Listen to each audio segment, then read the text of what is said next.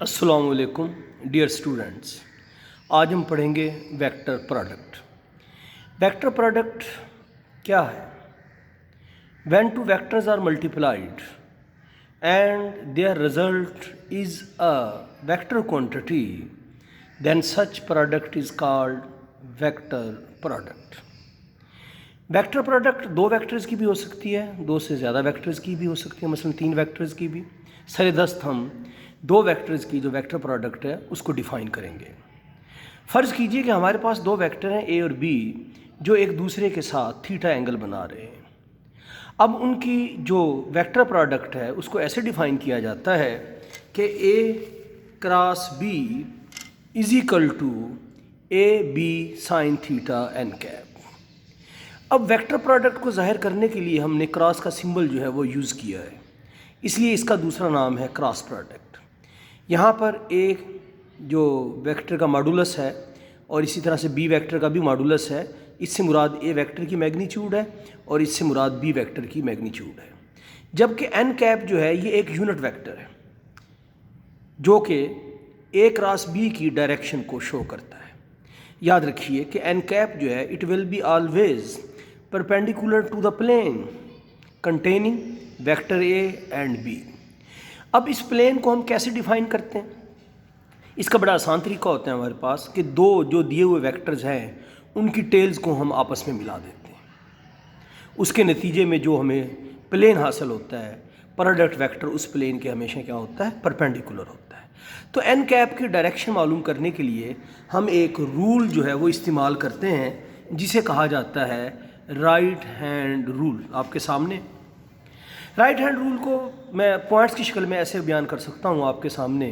क्या भला कि आप यूँ कह लीजिए कि number 1, join the tails of the given vectors, it will give a plane.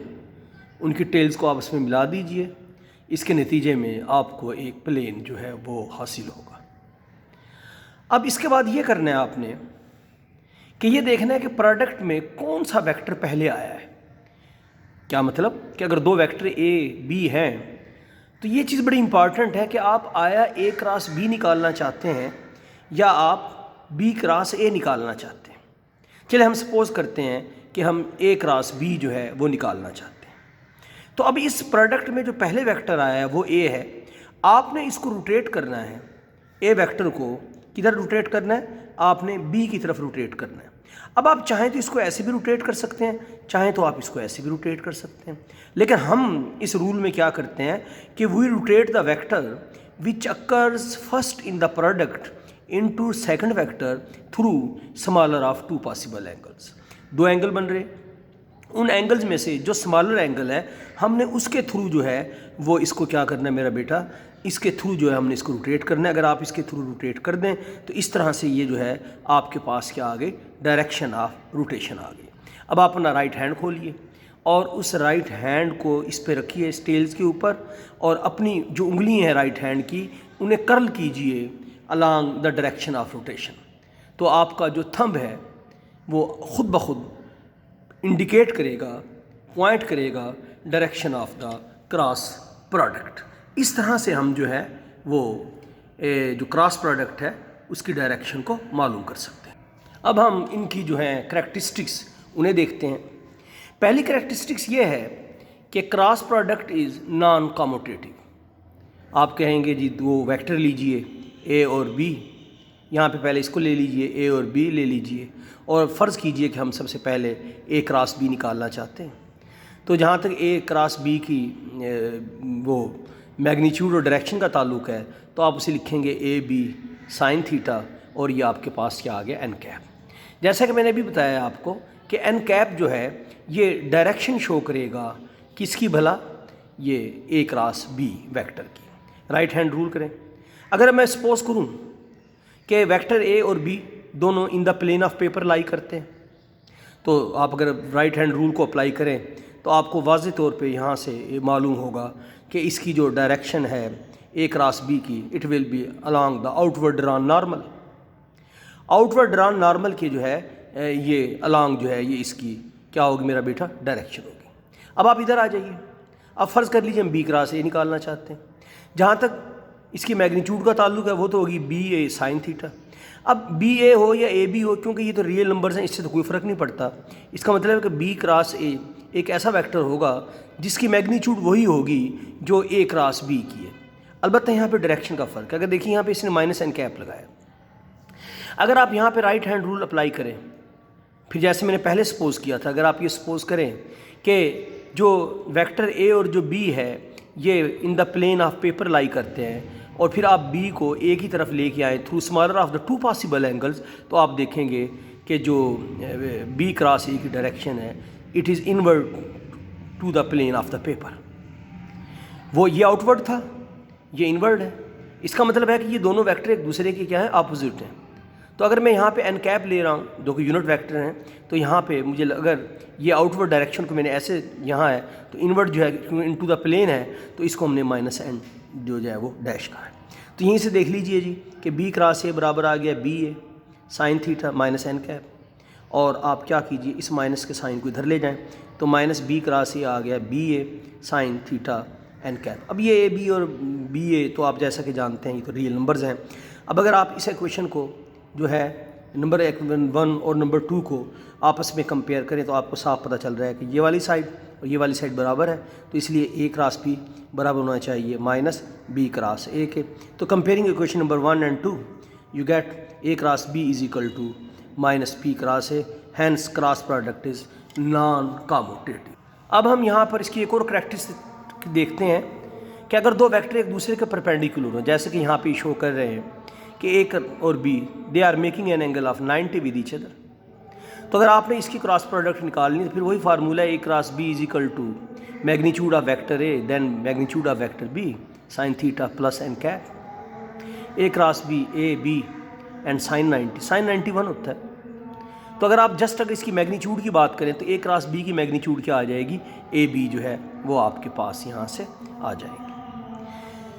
जहाँ तक आप जानते हैं कि ये जो आई जे एंड के हैं these are the unit vectors.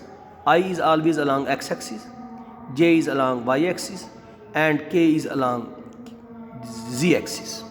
अब अगर आप यहाँ से ए क्रॉस बी निकाल रहे हैं तो आई की मैग्नीट्यूड, फिर आपके पास जे की मैग्नीट्यूड साइन 90, क्योंकि ऑर्थोगोनल वेक्टर्स होते हैं तो साइन 90 एन कैप आ गया जी 1 1 1, साइन 90 क्या होता है 1 होता है एन।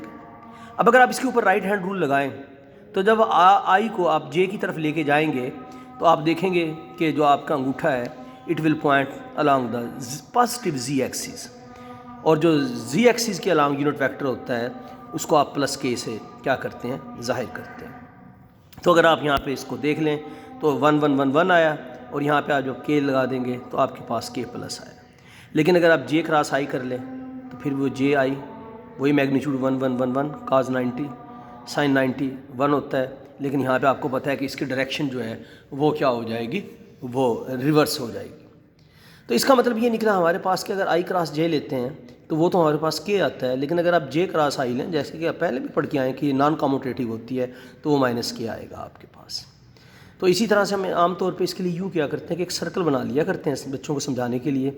इसे कह देते हैं आई कैप, इसे कह देते हैं जे कैप, इसे कह देते हैं हम क्या, के कैप। और अगर आप एंटी क्लॉकवाइज मूव करें तो आप कहते हैं कि I cross J is equal to K, J cross K is equal to I, K cross I is equal to J.